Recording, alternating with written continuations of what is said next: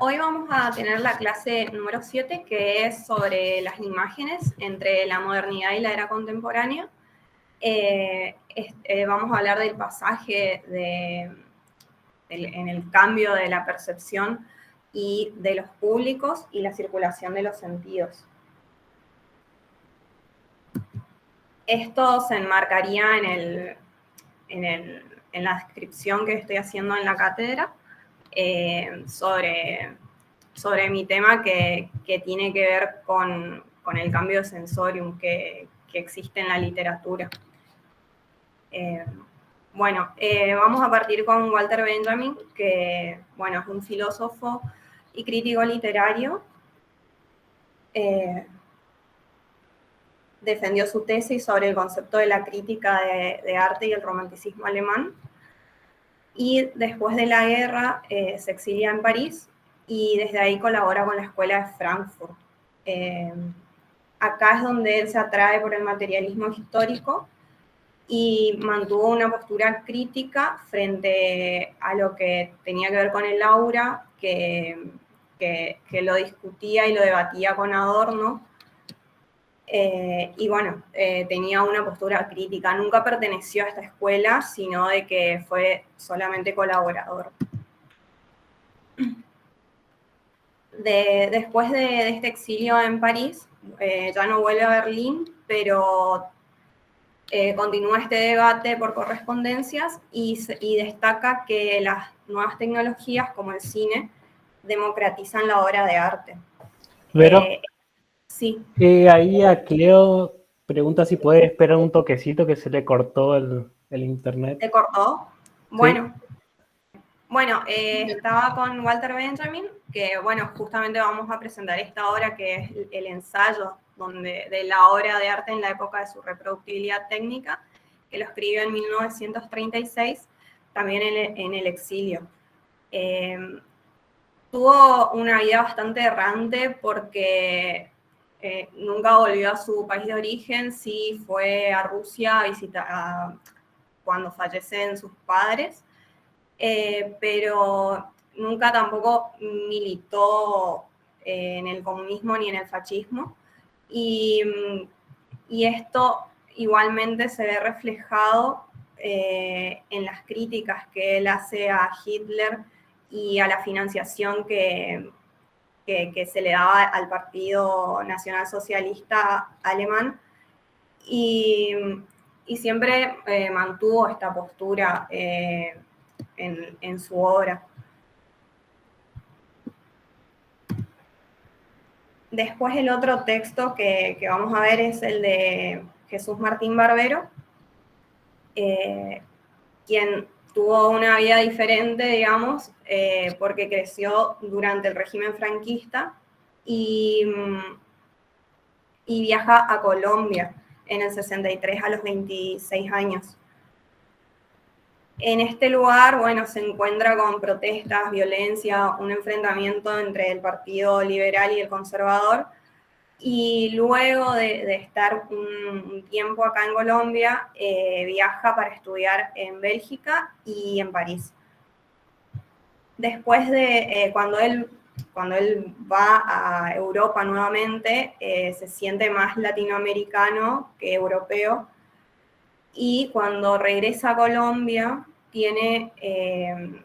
empieza a estudiar este tema de las subjetividades y las sensibilidades que vienen generando los productos masivos, sobre todo en la cultura popular, como por ejemplo la telenovela, que él trabaja ya estando en Colombia, en la Universidad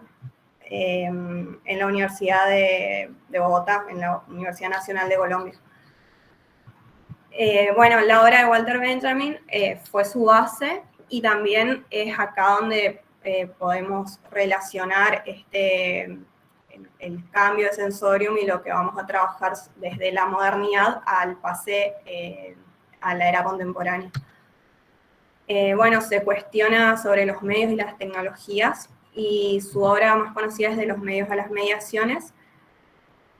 Acá él se aleja de la lectura determinista que tienen los medios, para estudiar directamente la praxis social y las condiciones de recepción que median en la interpretación de los objetos comunicacionales.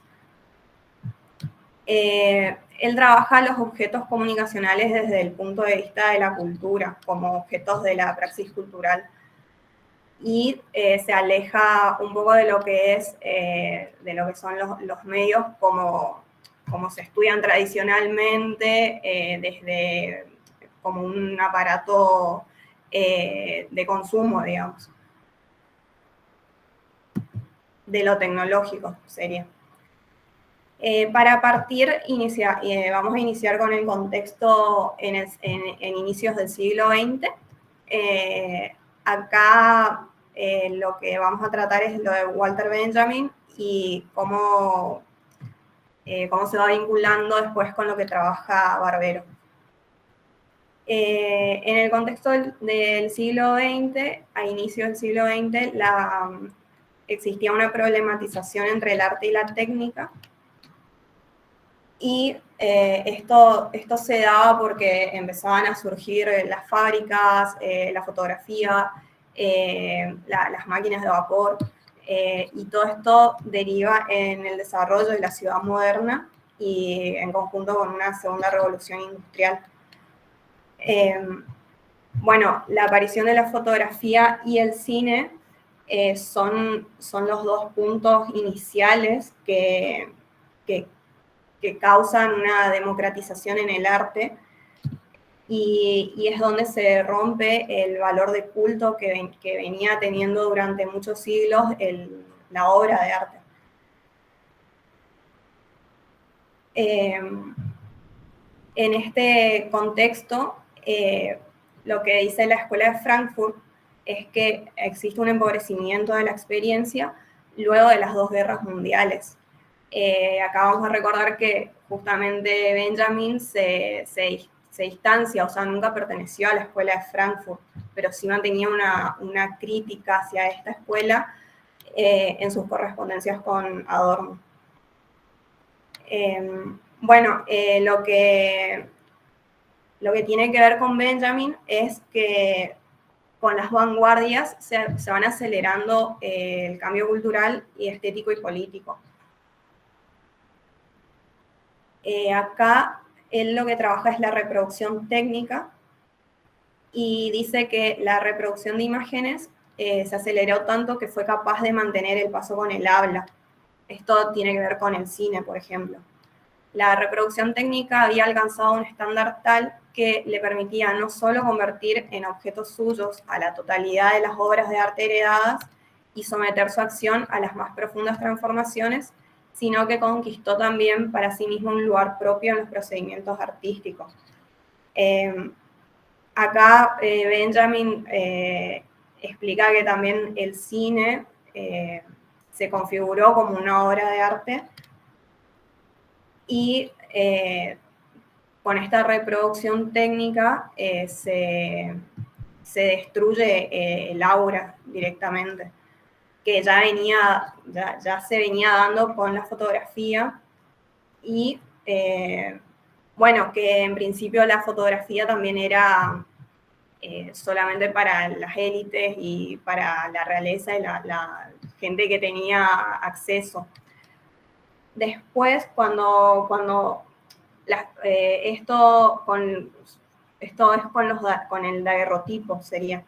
Después de esto, cuando empieza a surgir la película en el cine, ya las masas tuvieron acceso al cine. Y este es el primer problema que trata Benjamin en su ensayo, que es el arte y la técnica. Problematiza las relaciones que existen entre el arte y la técnica. El avance de la ciencia y el auge de lo industrial provocan una transformación en la percepción humana. Con el cine se cambia, se da un primer cambio de sensorium en la década del 30. Transforma la vida cotidiana de las masas y acelera los procesos de producción artística. Para entender más o menos cómo viene este cambio de sensorium en la modernidad y con las vanguardias y con con el cine y cómo se vivía esta experiencia cotidiana, tengo un video de John Berger, perdón, que tiene que ver con esto, con el cambio con el cambio del sensorium. A ver si puedo compartir. Acá voy a compartir. Se te salió el Power, Vero. Sí, ahí comparto otra pantalla, otra pestaña. Está en el aula, es el episodio 1 de Modos de Ver de John Berger. Ahí en el link lo pueden ver completo al episodio y dura media hora, así que ahí en el link lo pueden ver después. Vuelvo a compartir el Power.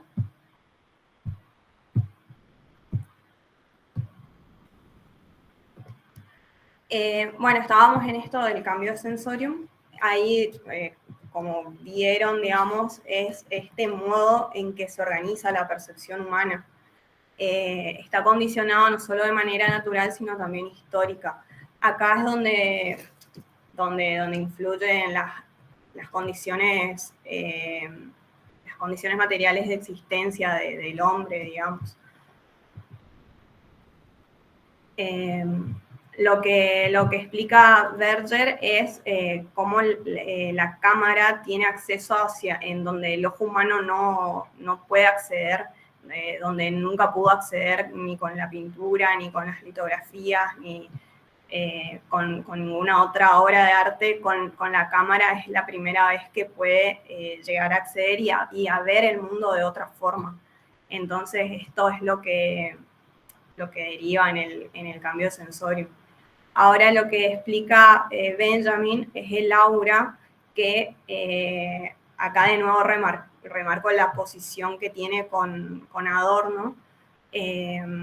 Cuando para Adorno la industria cultural con la reproducción técnica hace que se pierda completamente la autenticidad, para Benjamin, en cambio, la reproducción técnica es una forma de darle acceso a las masas y es una forma de poder politizar la obra de arte y de ahí está el punto revolucionario de la visión de Benjamin. Lo que dice sobre el aura es que incluso en la más perfecta de las reproducciones una cosa queda fuera de ella, que es el aquí y el ahora de la obra de arte. Es la existencia única en el lugar donde se encuentra. La autenticidad de una cosa puede ser transmitido como tradición desde su permanencia material hasta su carácter de testimonio histórico.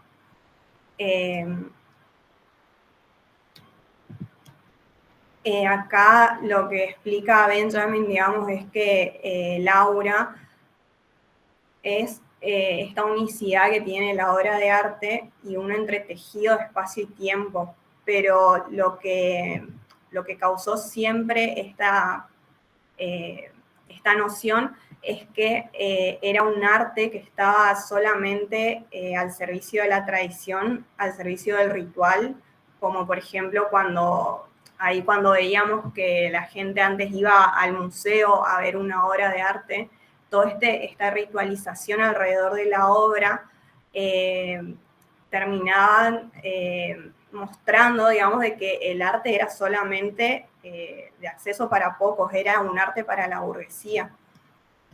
Entonces, lo que genera la reproducción técnica es esta destrucción del aura. Y se deriva también, esta es la segunda parte, digamos, de la otra problematización que trata Benjamin en el ensayo, que es la función social política de la obra de arte. Acá lo que explica es que ya no se fundamenta en la autenticidad de la obra, sino en los medios técnicos de reproducción, de circulación y de consumo. y el arte moderno, que venía con las vanguardias, con el cine y con la fotografía, ya no tiene valor de culto, sino político. Acá se democratiza el arte y el arte pasa a ser para las masas, al servicio de la revolución y a favor de la lucha proletaria. La fotografía y el cine rompen con los modos tradicionales de representación que estaban establecidos por el canon e inauguran nuevos modos de representar, de ver y de conocer el mundo. Son estas técnicas de mediación y la masificación de la obra de arte lo que permite esto que veíamos en el fragmentito del video, lo que permite que grandes masas tengan acceso a lo que antes no podían ver, al mundo. O sea, podían ver el mundo de otra forma, con las técnicas de mediación y gracias a la reproducción técnica. Bueno, ahí va el video. Y bueno, y así se va reconfigurando la experiencia en el siglo XX. Y tenemos dos momentos que son el de la fotografía, el cine y la ciudad moderna, que es lo que causan es la experiencia de la multitud, donde las masas yendo a las salas de cine, que también era una forma de ritual cuando iban a las salas de cine, había una dispersión y accedían a la imagen múltiple. Lo que explica Benjamin era que podían tener así acceso a sus derechos también. Este es el primer cambio de sensorium que se da en la década del 30, y el segundo es el de la TV, que ya viene dado con la cultura audiovisual y el hipertexto. Esta experiencia ya cambia al espacio del hogar, a la experiencia doméstica, y es una experiencia telépolis. Esto lo dice Barbero, donde trabaja, lo que él explica de la experiencia telépolis es la fragmentación que tiene que ver con esto de referirse a la forma del relato televisivo y a la desagregación social. Y tiene que ver con la atomización que la privatización de la experiencia televisiva consagra. Esto es la fragmentación. Y después el flujo televisivo es el otro elemento que causa esta experiencia doméstica. El flujo televisivo es el dispositivo complementario de la fragmentación. Es la progresiva negación del intervalo y se llama flujo al continuum de imágenes que indiferencia los programas y constituye la forma de la pantalla encendida. Es esto que un poco se habló en la clase que dio Patricio, que ya ahora, bueno, no ahora, pero ahora porque ya tenemos a Netflix, pero antes con la tele, con la radio, las personas basaban su día a día, sus horarios de almuerzo o sus horarios de cena, o en base a una telenovela, por ejemplo, a los horarios que lo transmitían por la tele. Esto es lo que causa el nuevo cambio de sensorium, que es el de lo que habla Barbero. Cualquier cosa me paran o un audio y yo lo escucho porque estoy con la presentación y no estoy en el Meet, es como que se me va la pantalla. Cualquier cosa que quieran consultar. Bueno, el nuevo sensorium de fines del siglo XX y principios del XXI es esto que causa las transformaciones en nuestra percepción del espacio y del tiempo. Existe una nueva experiencia de simultaneidad y lo instantáneo. Hay muchas cosas, digamos, que nosotros vemos, hacemos en simultáneo.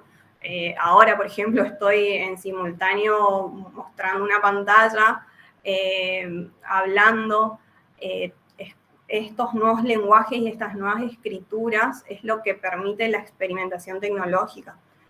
Se borran las fronteras de lo privado y lo público, y el hipertexto acelera la innovación en el campo del arte y de la técnica. Y esto también causa que las prácticas sociales se transformen.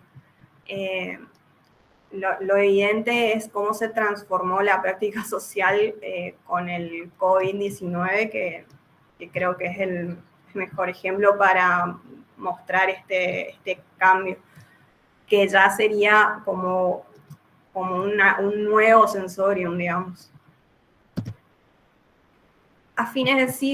Volviendo a fines del siglo XX, el contexto era de globalización económica y tecnológica. Había una pluralidad de culturas y diversidad de identidades y una crisis de la estética de la obra y del autor. Acá es como las nuevas visualidades que provenían de la televisión, del videojuego y del hipertexto se empiezan a insertar en la cultura audiovisual y empieza a generar un auge en la sociedad contemporánea. Acá ya pasamos a la era contemporánea, que veníamos de lo que era la modernidad a lo que ahora es la era contemporánea y lo que trabaja Barbero, que habla primero de la imagen engañosa al pensamiento visual, cómo es este traspaso, digamos, y cómo irónicamente en esta cita él lo explica.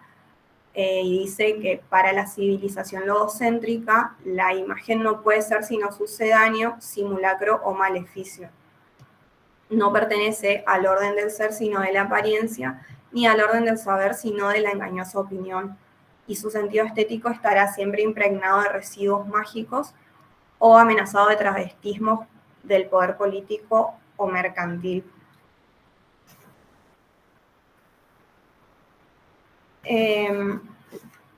Acá lo que trata de explicar Martín Barbero es cómo la sociedad letrada, digamos, le tiene como un cierto pavor, un cierto miedo a la imagen, y cómo ponen, digamos, a la imagen del lado de lo maléfico, del lado del logos sería. En este punto, lo que... Del pathos. ¿Cómo? Del pathos. Letras. Ajá, del pathos.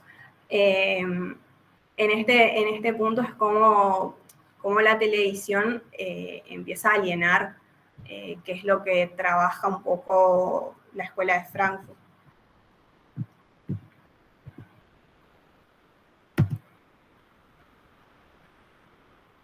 Después de esto tenemos el desarrollo del mundo como imagen, donde ya las nuevas tecnologías juegan un papel estratégico en la configuración de la sensibilidad. La imagen se ve como un lugar de batalla cultural. Esto es lo que decíamos antes de que las élites, la sociedad letrada, digamos, busca controlar la imagen. Y además también se ve a la imagen como una mediación cognitiva del pensar científico y del hacer técnico. Lo que explica Barbero es este lenguaje intermedial que empieza a surgir con las traducciones y las hibridaciones. Lo que hoy nos atraviesa es un doble movimiento, el de las traducciones, que va del oral a lo escrito, del audiovisual al hipertexto, y de las hibridaciones, que tiene que ver con las apropiaciones y los mestizajes que existen.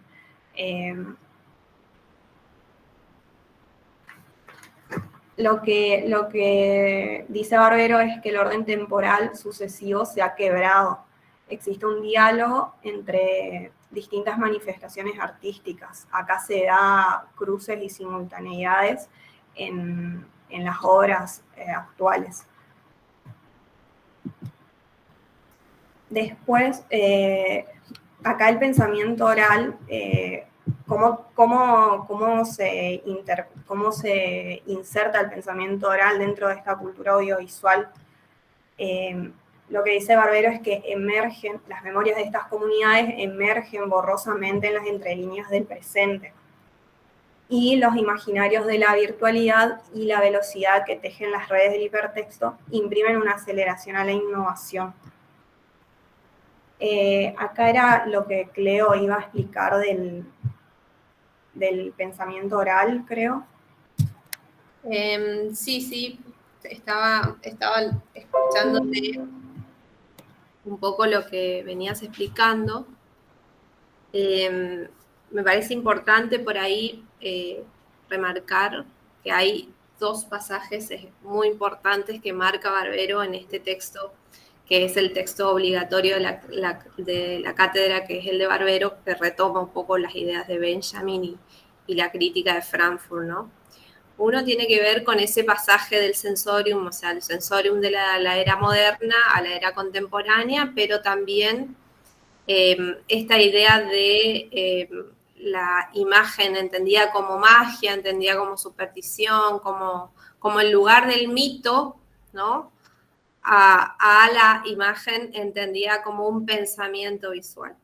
¿Por qué pensamiento visual? Porque justamente él lo que va a hacer es retomar toda la discusión que venía ya en la literatura precursora de los estudios, de la crítica cultural latinoamericana, que ahora es, por algunos autores, es llamado los estudios culturales latinoamericanos. Entre ellos está el autor Ángel Rama, que tiene su texto que se llama Ciudad Letrada, y justamente es una crítica, ¿no?, a esa ciudad letrada que plantea como un disvalor a todo lo que es las culturas populares, las mitologías, etc. Y lo que va a plantear en este segundo pasaje, ¿no?, de la imagen entendida como superstición, como el lugar del patos, es decir, del no logos, ¿no?, porque el lugar del logos es el lugar de las letras, de la ciudad letrada de ese principios del siglo XIX, principios del siglo XX, ¿no? Lo que va a plantear ahí es justamente este pensamiento, primero, Barbero, por toda su tradición de estudios de la cultura popular, él va a decir que digamos, es un mito y busca desmitificar, es decir, es un estereotipo pensar que lo oculto es solamente lo letrado y que el pensamiento o el logo está solamente del lado de las letras y que siempre en la oralidad hubo pensamiento. Y los mitos que se transmiten de generación a generación desde la cultura oral también implican una complejidad de desarrollo de pensamiento. Y lo que va a decir Barbero es que un poco la cultura audiovisual contemporánea, él va a trabajar desde la televisión, desde el melodrama, desde las telenovelas, específicamente toda su producción de los 80 y los 90 dedicada específicamente al melodrama, a la telenovela, y luego al cine como lugar también de construcción de las identidades nacionales y locales. Le va a decir que estas narrativas audiovisuales lo que hacen es recuperar la oralidad de tiempos densos, es decir, las leyendas, las mitologías, justamente vuelven a estas narrativas del melodrama, del audiovisual, como de alguna manera reivindicando la cultura popular, pero por otro medio, ¿no?, por otros medios, en este caso el audiovisual. Y yo le decía a Vero que esto se entronca mucho con algo que tiene que ver con mi trabajo de investigación personal, que para quienes no saben, yo particularmente trabajo todo lo que tiene que ver con la cultura visual ligada a culturas populares y específicamente con la religiosidad popular. Por ejemplo, desde los fondos de fomento audiovisual de estas últimas décadas, todas las series, de hecho, la primera serie y el primer no empresa, sino productora audiovisual que gana un concurso y que empieza a filmar una serie con los fondos de fomento del 2003, del 2000 bueno, los fondos de fomento, tienen una primera película en 2003, pero después las series del 2010 en adelante es Payés Cine. Desde el mismo nombre, ¿no? En Corrientes estamos hablando, desde el mismo nombre de la productora, y después la serie, que se llama la serie de Payés, lo que hacen es recuperar las mitologías, las leyendas, la oralidad, pero también esa música popular, y eso va teniendo diferentes miradas, esto por ahí una mirada más costumbrista, pero luego tenemos, no sé, una película como la de Joaquín Pedretti sobre el Gauchito Gil, que dista bastante de la estética quizás de Payés Cine, pero de nuevo retoma y justamente esa película pone a dialogar la oralidad, el chamamé, la narrativa que está presente en el chamamé, pero con una literatura como súper reconocida de la región a nivel nacional e internacional, y mezcla, ¿no? la mixtura de eso letrado con lo no letrado y la constitución de ese pensamiento visual en términos generales en estas producciones audiovisuales contemporáneas, ¿no? Quería decir eso porque me parece que está bueno, porque él justamente lo que va a decir es que hay como una mixtura entre ese pensamiento oral visual y que de ningún modo se puede no pensar, digamos, a estos discursos orales y visuales como un no logos, que era el estereotipo establecido por la ciudad y la sociedad letrada. Ese era el aporte, digamos.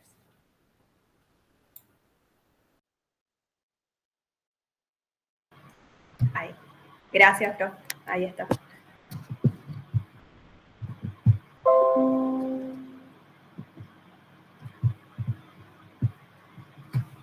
Después de este pensamiento visual se pasa a una escritura electrónica que ya tiene que ver con la textualidad, con la multiplicidad de soportes, la multiplicidad de escrituras y de lecturas también. Lo que dice Barbero es que la textualidad no se agota en la computadora, ya que el texto electrónico se despliega en una multiplicidad de soportes y escrituras que producen una compleja y creciente complicidad entre la oralidad y la visualidad de los más jóvenes. Yo tenía un ejemplo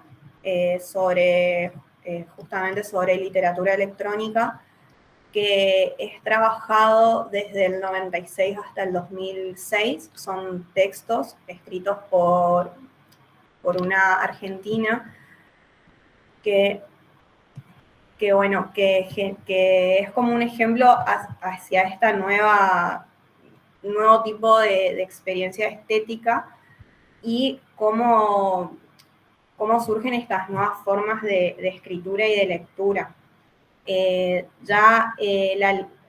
Desde la escritura hay mucha mixtura, y esto de la hibridación también que veníamos hablando.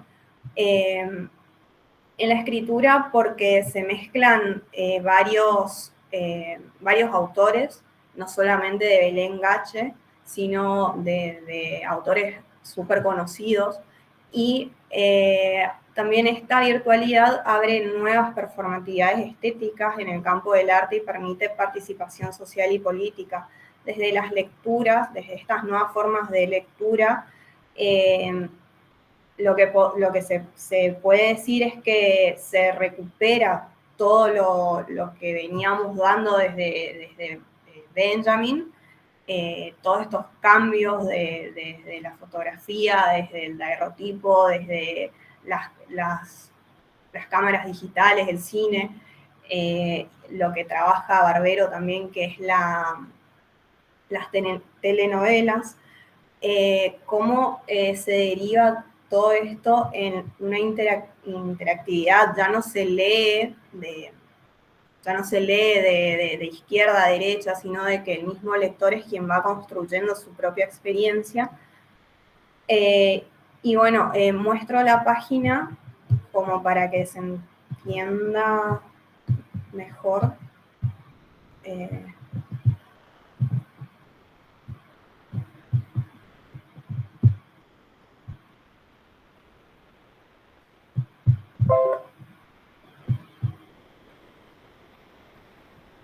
Ahí se ve.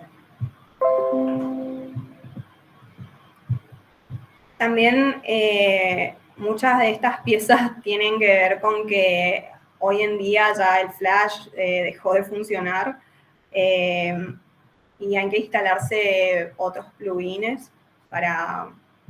dice que hay que tener un navegador que soporte Flash y Shockwave. Esta es la versión original. Y esta es una versión restaurada donde se puede entrar. Esto es del 2006, o sea, más o menos a inicios del siglo XX, de la era contemporánea. ¿Se va viendo la pantalla? Sí. Sí, se ve, Vero. Se ve, Vero, sí. Sí. Bueno, acá cuando uno entra, tiene una portada y uno mismo va moviendo el cursor, digamos, el mouse, y tiene estas mixturas entre lo sonoro, lo escrito, el lenguaje visual. Y acá es donde se puede ver este cambio de sensorium en las experiencias que causa esta revolución tecnológica y digital. Ya en esta era sería digital. Y bueno, por ejemplo, entro a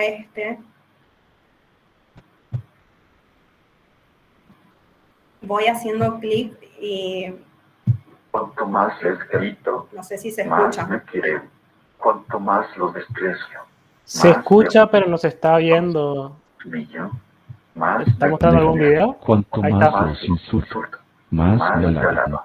Cuanto más los detesto, más me aplauden. Cuanto más los agravio, más me adoran. Cuanto más los ultrajo, más me envidian. Cuanto más les grito, más me quieren. Cuanto más los desprecio, más me admiran. Cuanto más los humillo, más me ponderan. Cuanto más los insulto, más me alaban. Cuanto más los detesto, más me admiran.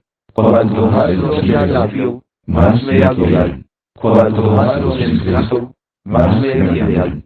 Cuanto más los detesto, más extraño me toman. Cuanto más los agravio, más me aplauden. Cuanto más los desprecio, más me admiran. Cuanto más los humillo, más me ponderan. Cuanto más los insulto, más me alaban. Cuanto más los detesto, más me aplauden. Cuanto más los agravio.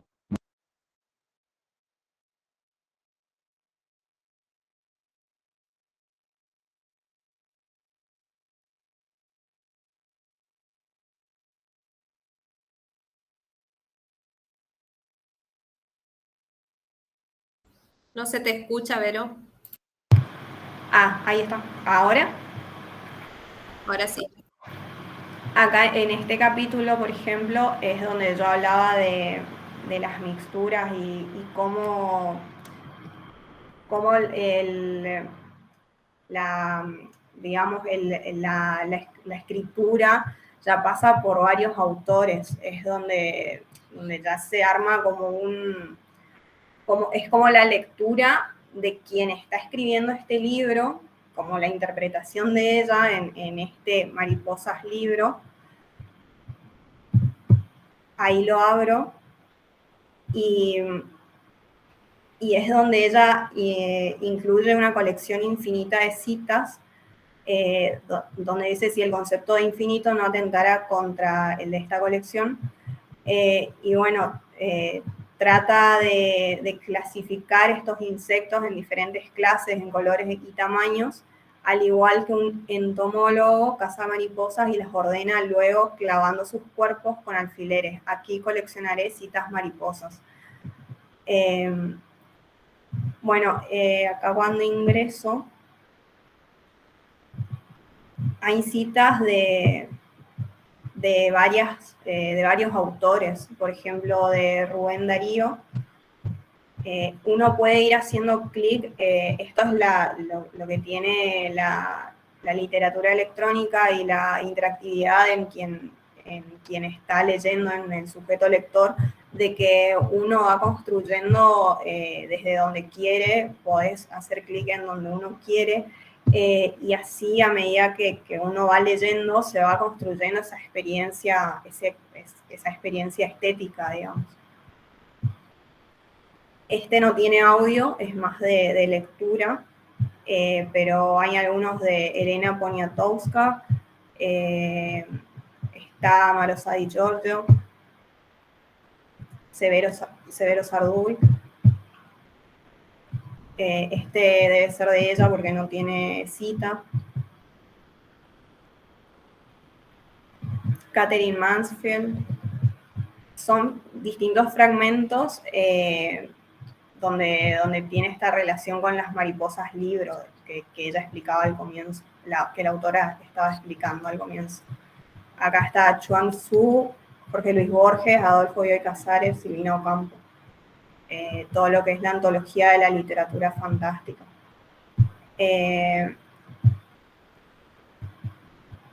Hay muchos más, por ejemplo, Von Readings tiene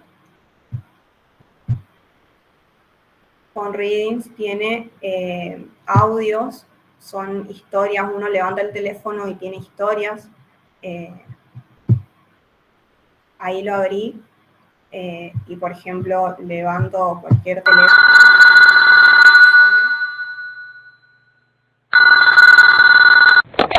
Goliat, el elefante, había sido criado por el dueño de un circo poco antes de que estallara la Primera Guerra Mundial. El dueño le había enseñado a hacer piruetas. Goliat podía pararse en 2 patas, dar la pata, ese tipo de cosas. Cuando estalló la guerra, el circo se cerró y el dueño decidió vender a Goliat a un zoológico. Durante la guerra, el hombre recorrió varios países y trabajó en lo que fuera para sobrevivir. Entre una cosa y otra pasaron más de 40 años. Ya muy viejo, volvió a pasar un día por el zoológico a donde había vendido a Goliat. Goliat llamó desde la cerca. Ante la mirada atónita de los guardianes, el animal apareció desde el otro lado del zoológico, haciendo retumbar la tierra bajo su pesado trote. Con lágrimas en los ojos, el viejo empezó a nombrar las antiguas piruetas y Goliat, que por supuesto tenía memoria de elefante, se paró en 2 patas y le dio la pata como si el tiempo no hubiera pasado. Si bien no es fácil perder a un elefante, tampoco es sencillo en ocasiones volver a encontrarlo.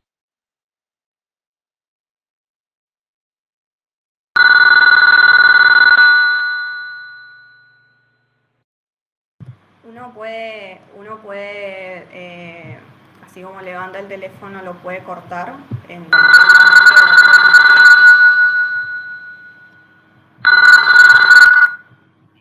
así hay varias historias, en cada uno de los teléfonos hay varias historias. Y bueno, este es uno de los ejemplos que quería mostrar.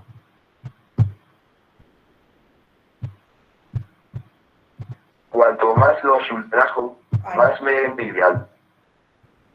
Cuanto más los ofendo.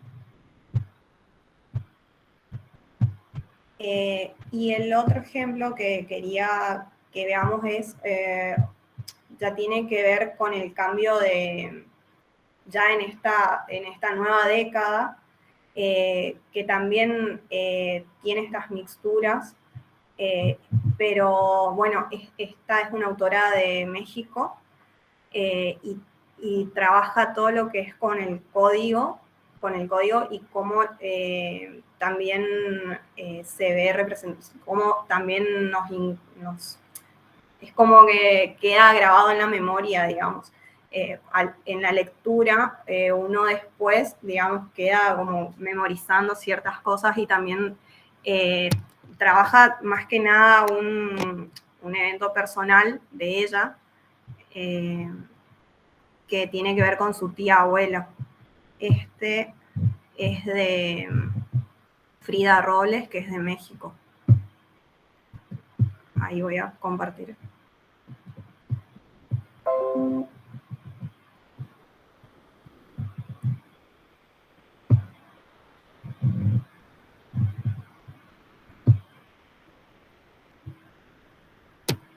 Esto es lo que decía de las escrituras en código. Acá hay un rezo que es el de el ángel de la guarda, y uno va haciendo clic, por ejemplo, en cualquier lado, y después se empieza a escuchar una lectura detrás de esta. Es como una escucha y una lectura a la vez, digamos, de quien está de este lado de la obra, digamos, desde el lado del lector espectador sería. Sentada con mi tío en la colonia Condesa. En la colonia Condesa, sentada con mi tío. Santa Lupita, exclama. Le dieron electroshocks. A tu tía abuela le dieron electroshocks. Era 1970. Era 1970. La trajeron en una combi llena de monjas. Salieron desde Colima con rumbo a la Ciudad de México. Directo desde el convento de Colima con dirección a un hospital psiquiátrico en la Ciudad de México. Sentada con mi tío, el hospital clandestino de la colonia Merced. En la colonia Condesa, la madre superiora. Santa Lupita, exclama. El doctor era le dieron electroshocks. Todo estaba de blanco. A tu tía abuela le dieron los zapatos de las enfermeras, las batas, era 1970, la entrada de blanco. Era 1970. Todo de blanco, menos los hábitos de la trajeron en una combi llena de monjas. El hábito de mi tía. Salieron desde Colima. El hábito de mi tía era desde Colima con rumbo a la Ciudad de México. Por ser del convento de Colima. Directo desde el convento de Colima por ser adoradora del hospital psiquiátrico en la Ciudad de México. Una cruz de plata. El hospital clandestino de la colonia Merced. Cargaba a Jesús en la madre superiora, como todo había recomendado al doctor. En el doctor era recomendado. Por ser Cristo, todo estaba de la cruz. Los zapatos de la llevaron a la ciudad para darle los mosaicos, la entrada.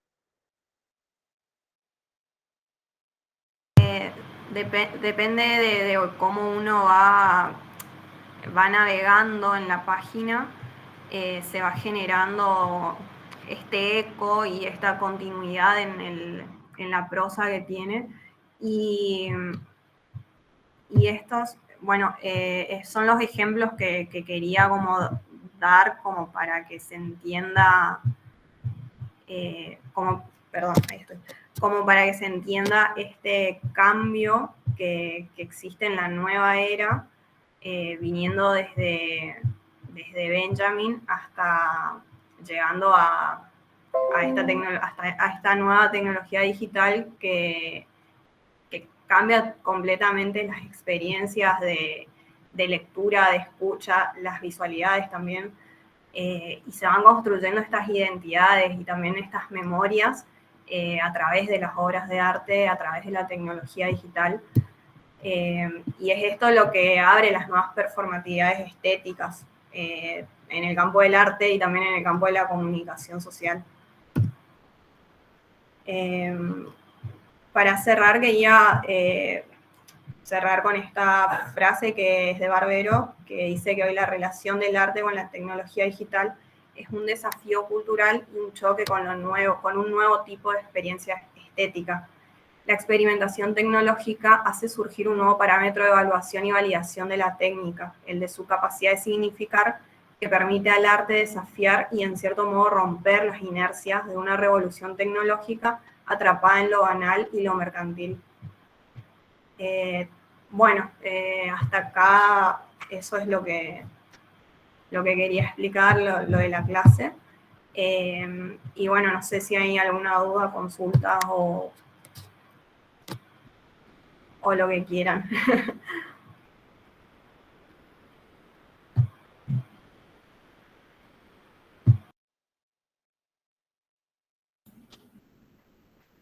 Silencio de Meet. ¿No hay dudas? Consultas, excelente clase, Vero. Gracias por el armado, por la propuesta, que me parece que este año pudimos articular de llegar un poquito más allá con esta clase. Comentarles también que pudimos articular de meter dos autores muy importantes de la última unidad, que es como la reconfiguración del modelo de Verón a partir de Carlón, decir que todas las dudas que tengan sobre el concepto de lo contemporáneo, todos los textos de Carlón, si quieren entrar Academia de Carlón, también él desarrolla mucho el concepto mismo de lo contemporáneo, así que es articulable con esto que está planteando Vero. Por el otro lado, obviamente que acá se evidencia este cambio de la circulación del sentido del que hablábamos y cómo, digamos, la idea del autor o la muerte del autor que ya había anunciado un poco Barthes en ese texto, La muerte del autor, o la idea de obra abierta de Umberto Eco, un autor que nos llegamos a dar nosotros, pero es como hiper reconocido en el sentido de pensar de que la obra o el texto o el discurso, digamos, se construye un poco de a dos en relación con el lector, con el espectador, y de alguna manera ese mismo concepto de autor y de espectador y de lector cambia, se reconfigura, y ahí entran todas las teorías de la comunicación para pensar que en realidad estamos hablando de productores y coproductores o prosumidores, y esta idea del consumo como un lugar también de la producción, no solamente el espectador que especta, digamos, o el lector que lee, sino que también el lector es un productor de textos, ¿no? Entonces, cuando vamos viendo la misma idea de obra de arte, sobre todo esto hay mucho como debate en el campo más que tiene que ver con el arte, ¿no? Ya pasó de moda, ya no decimos obra, decimos producción, porque justamente tiene que ver con eso, de pensar la producción como un lugar activo donde están el productor de la cadena inicial que va a retomar citas de otros autores, etcétera, un poco ahí están todas metidas las condiciones de producción de Verón, como ese espectador, entre comillas, que también va a producir a partir de su lectura. Entonces, todo eso queda entre comillas, esos títulos que le damos al autor y al lector o al emisor y receptor, si vamos a la teoría de la comunicación de primer grado que damos, ¿no? Que ya no sería, o sea, o podemos retomar esta cuestión del feedback, de decir, bueno, el receptor se transforma también en emisor, etcétera. Bueno, un poco eso se ve. Decirles también que hay un concepto muy importante que nosotros siempre ya no llegamos a dar, bueno, vamos a hacer como un esfuerzo el año que viene de avanzar un poquito más y de reestructurar, porque siempre, o sea, la materia tiene categorías y autores que están como trabajando en distintas épocas y todas son complejas, entonces no es sencillo abordar todas, pero un poco lo que quisimos con esta revisión de Vero es un poco ver cómo un autor que es como la Biblia de la teoría de la comunicación, que es Barbero, va a meterse de lleno en la discusión de lo visual y de lo audiovisual, retomando todas las teorías clásicas que nosotros ya dimos de primer año, ¿no? Desde Frankfurt, desde Benjamin, y bueno, y cómo él retoma ahí poniéndose un poco del lado de la posición de Benjamin. Pero esto todo es como una puerta de acceso, podríamos decir, a un nuevo concepto que plantea Joan Fontcuberta, este fotógrafo, autor también teórico de la fotografía, que es el concepto de adopción digital, que él también va a retomar a Benjamin, y va a decir, bueno, sí, la era de la reproductibilidad técnica, o sea, la reproducción técnica que empieza con el concepto de la fotografía y luego el cine, que está presente como en esa era moderna, que era el momento en donde estaba analizando Benjamin, lo que Joan Fontcuberta es decir, bueno, vamos a pasar de esa era de la reproductibilidad técnica a la adopción digital. Y un poco insertándose en estos debates, ¿no? Del lugar del productor, del autor, etcétera, de que ya no existe autor, ya está muerto hace rato, así como se lo conceptualizaba hace un tiempo, digamos, en el siglo XVIII, el siglo XIX, lo que va a decir es que incluso ya las imágenes, hay veces, o sea, un poco esto se ve mucho en el cine contemporáneo, que ni siquiera es necesario filmar o ir a tomar una fotografía para hacer fotografía y para hacer cine, porque se van a tomar imágenes de archivo, ¿no? Se va a trabajar con el archivo para volver con estos procedimientos que nos dejó el cine desde sus inicios, ¿no? El recorte, la composición, el montaje que da lugar a la imagen múltiple, una imagen múltiple que a su vez da lugar a la multiplicidad de puntos de vista en un mismo cuadro, ¿no? Y también a la multiplicidad de temporalidades en un mismo cuadro, porque podemos montar, ¿no? Recortes de distintos tiempos, y entonces estamos haciendo cine a partir de esa composición y esa edición, y no necesariamente necesitamos una cámara para ir a filmar y producir una nueva, como si fuese seguir filmando. Y esto tiene que ver, y lo mismo con la fotografía. O sea, podemos hacer collage, podemos hacer lo que sea con un programa de computadora, y estamos haciendo lo que un poco Fontcuberta llama postfotografía. Ya no sería la fotografía analógica, la tradicional, ni no necesitas una cámara para hacer fotografía.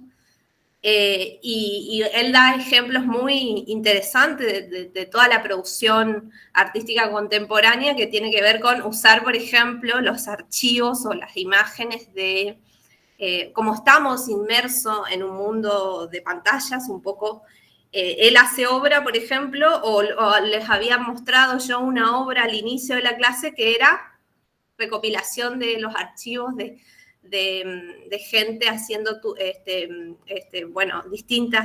distintos videos de autorreflexión en YouTube, por ejemplo. Y hace la gran obra que habíamos visto al inicio, que era como una superposición de múltiples pantallas de YouTube, que un poco eso ahora se está trabajando con el Zoom, digamos, pero también Jean Fontcuberta trabaja con los archivos de, por ejemplo, las cámaras de las calles, o en las cámaras en los cajeros automáticos, o, por ejemplo, cómo una banda de rock hace un videoclip, no grabando nada, sino con estas imágenes que ya están. Y eso es lo que inaugura el concepto de adopción. O sea, yo voy a adoptar, como la adopción de un niño, voy a adoptar una imagen y voy a reconstruir y voy a plantear un nuevo concepto a través de esa imagen que ya estaba. No necesito ir a rodar, ¿no? Sino que a partir de eso adopto. Entonces, esa es la adopción digital de la que habla Jean Fontcuberta. Y para ahondar, o sea, situado en la era de la adopción digital, es el que él desarrolla el concepto de postfotografía, que da lugar a hablar de todos los post.com, digamos, post-cine, fin de los medios, muerte de los medios, después de los medios, de la que habla Carlón. Entonces, nosotros les colgamos ahí para todos aquellos y aquellas que les interese estos temas, porque quizás les sirvan para la tesis, o porque, no sé, les interesó para cualquier otro trabajo. Está la clase o una conferencia de Jean Fontcuberta ahí colgada en el aula, donde él enfatiza la noción de postfotografía y esta era de la que estamos hablando. Me parece muy importante pensar en la cuestión no solamente de la imagen múltiple como multiplicidad de puntos de vista que un poco habían inaugurado, recuerdan, el cubismo que hacía con la facetación de los cuerpos, te mostraba, no sé, un animal, o no sé, un termo, un jarrón, te mostraba desde adelante la parte de abajo, estamos hablando un mate acá, ¿no? Adelante, abajo, o ¿se acuerdan las imágenes de violines o de guitarras o de las mujeres mismas que te aparecía el rostro, pero también la parte del costado o la parte de atrás? Un poco la facetación esa es la que va a exacerbarse con esta multiplicidad de miradas que propone la imagen múltiple que inaugura el cine en la modernidad, pero hay algo que me parece fundamental de pensar con el hipertexto y esto que estaba mostrando Vero, que es un poco retomando esa operación, nos inaugura también la escucha múltiple, ¿no? ¿Viste? Vieron un poco de esa obra que se va generando a partir del clic que hace el prosumidor, entonces va generando esa experiencia de escucha múltiple o de textos múltiples, de superposición de textos. ¿Y para qué sirve todo esto? O aquellos que quizás estén pensando en hacer, ¿no? Sirve para la reflexión sobre, ¿no?, los textos, sobre las páginas web. Vamos a ver que si uno piensa y revisita mucho de las experiencias contemporáneas, vamos a ver, por ejemplo, que las páginas web digitales de noticias están como muy lejos todavía de, por lo menos locales o regionales, de plantearnos este tipo de experiencia y cómo en otros lugares sí ya se habla de post-periodismo, ¿no? Que está presente en una web. Pero por el otro lado también pensar en si hacemos una producción audiovisual de incorporar estos procedimientos, ¿no?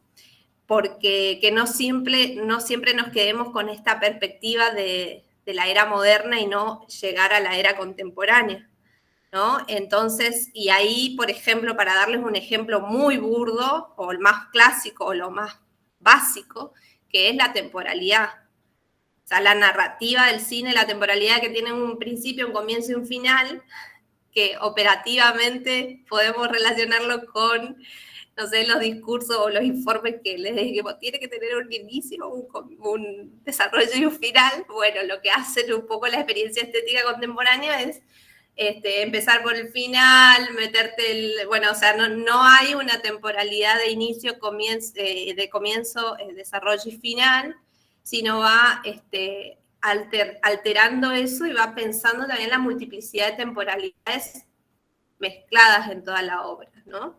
Y de pensar que no necesariamente tiene que tener un remate súper obvio y evidente, porque eso lo que hace, justamente, una de las teorías de Barthes es plantearte decir, bueno, esto es un mensaje obvio y no obtuso. El pensamiento obtuso lo que hace es abrir a la posibilidad de nuevas interpretaciones y que el lector, el prosumidor, pueda realmente producir con la mirada, ¿no?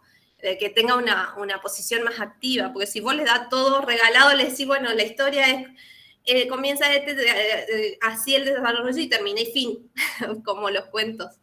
Entonces no le damos lugar a la posición activa del prosumidor, digamos. Bueno, eso quería comentar porque me parece que va por ahí, ¿no?, la propuesta, por lo menos del programa.